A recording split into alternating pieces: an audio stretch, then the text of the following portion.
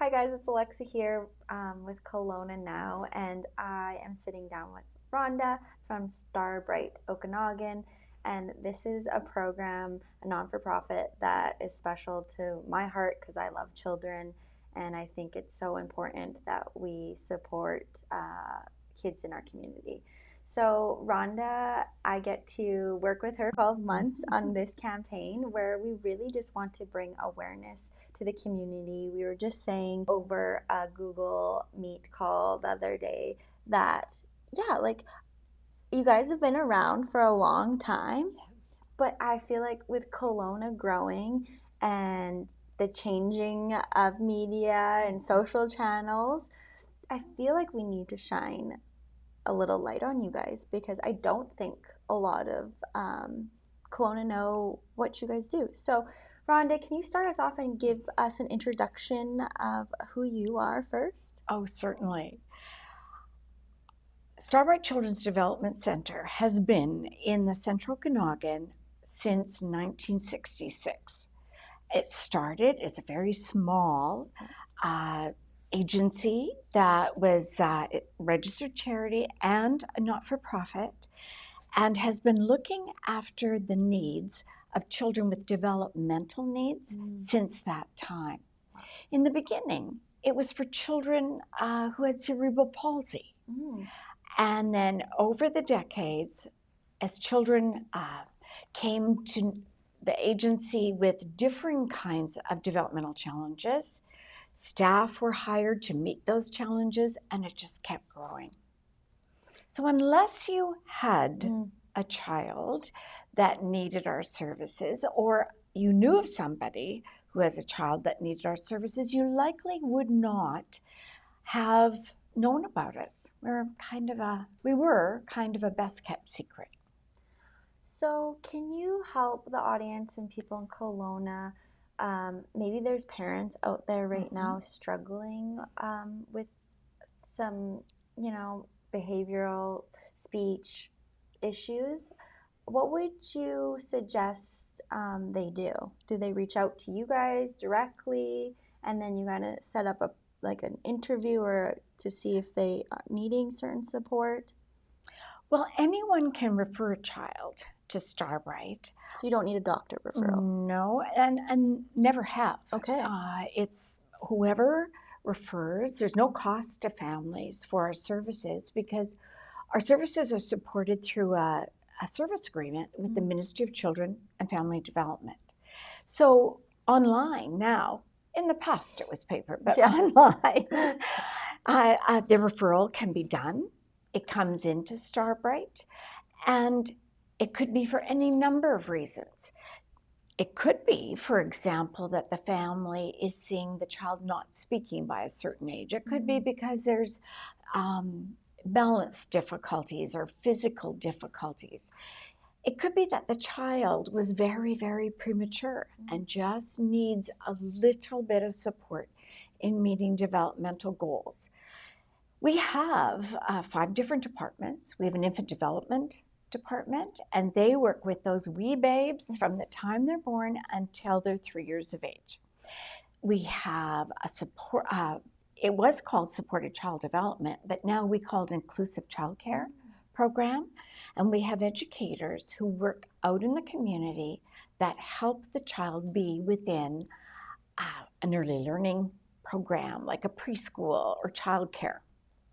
They're quite awesome. Then we have speech and language, as you mentioned, and we have physiotherapy as well as occupational therapy. And we just, as of the last year in 2024, we have a behavior analyst. And this wonderful soul works with families if their child has behavioral needs. Works with them in the home to help them set up routines, to be able to support their child throughout the day. She's quite wonderful. So it sounds like you guys have a great team backing up and a little bit of everything for a child that might need something.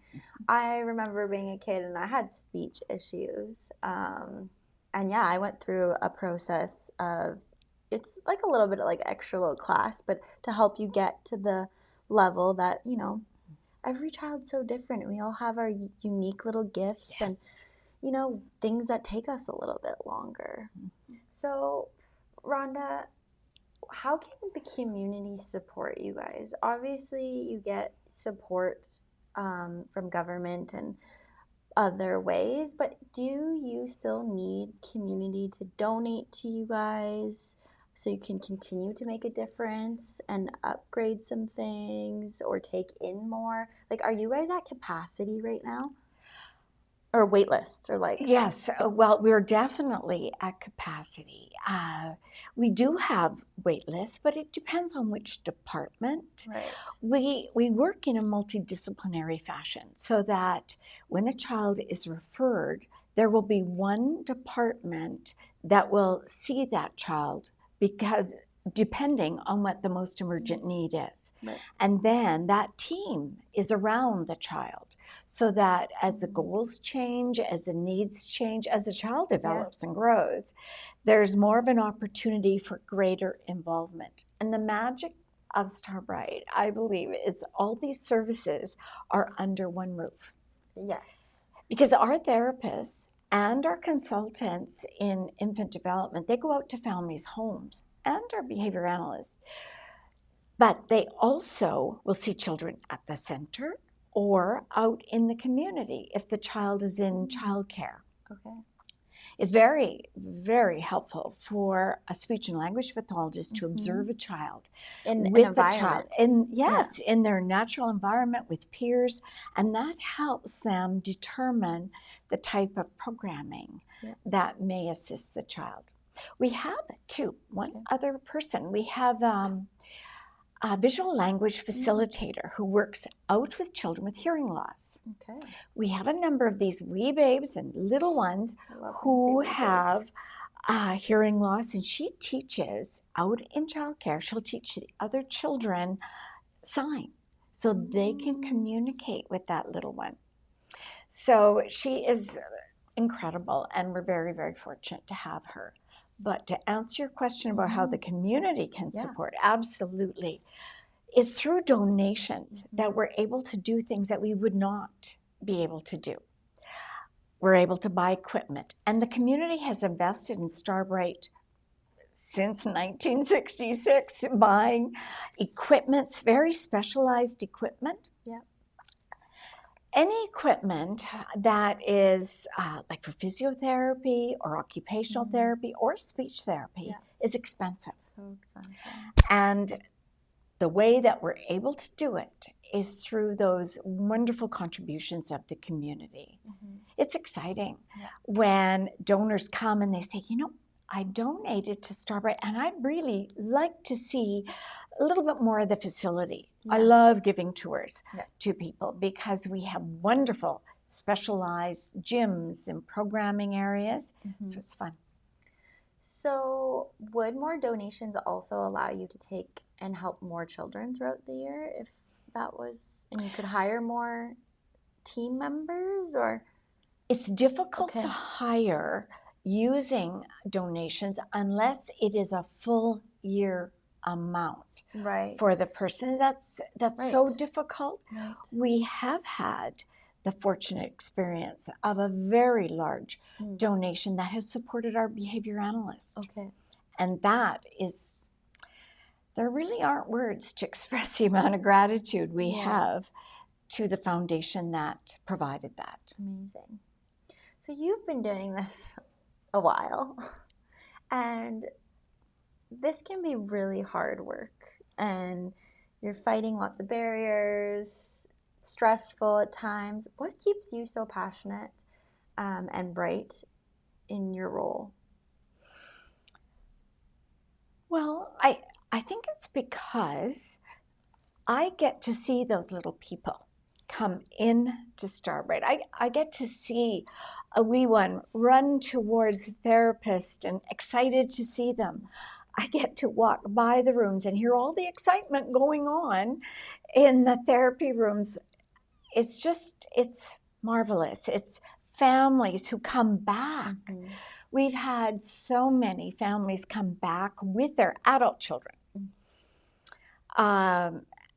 just wanting the child, who's now an adult, Yeah. to walk through and see the differences in the actual building itself, because there are COVID and it was a major renovation effort to make sure that we had spaces that were discrete from each other. Right.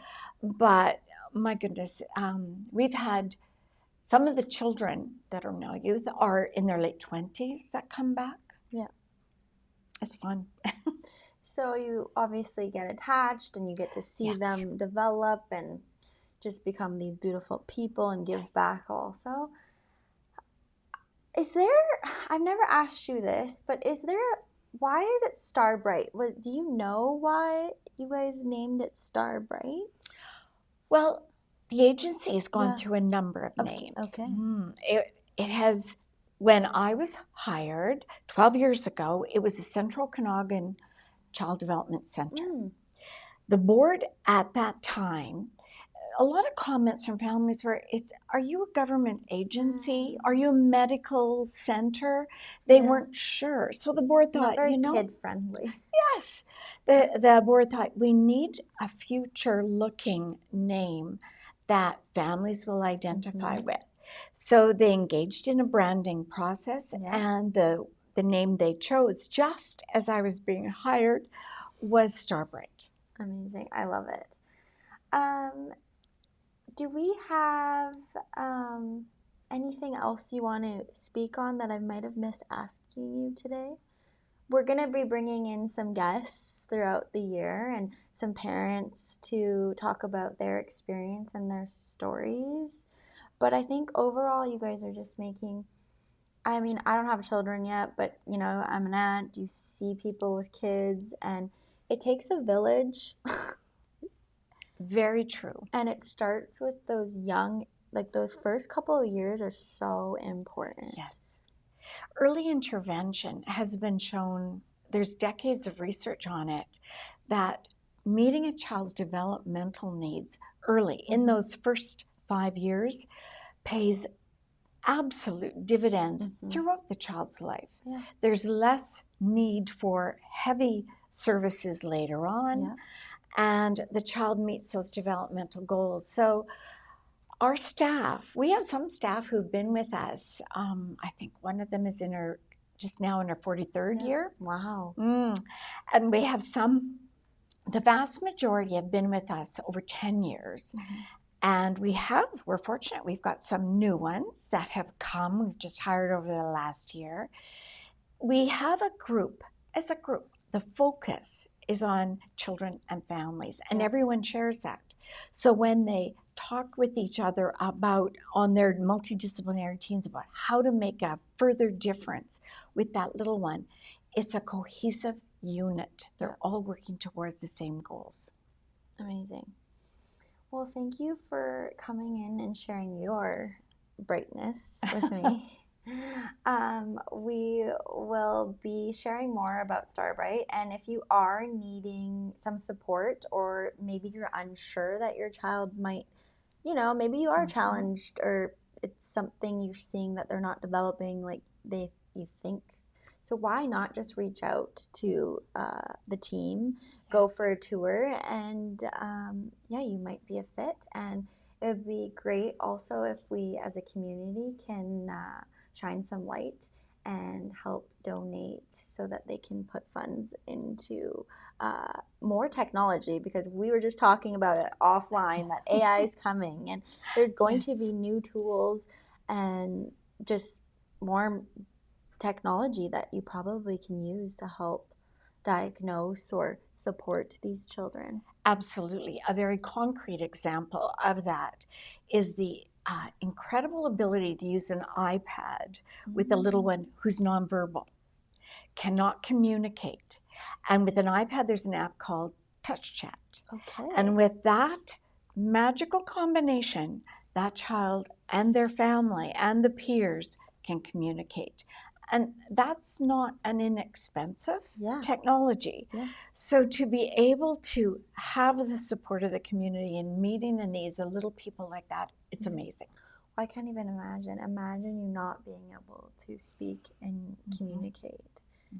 And you're just building also confidence in these little, what did you call them? Little beans?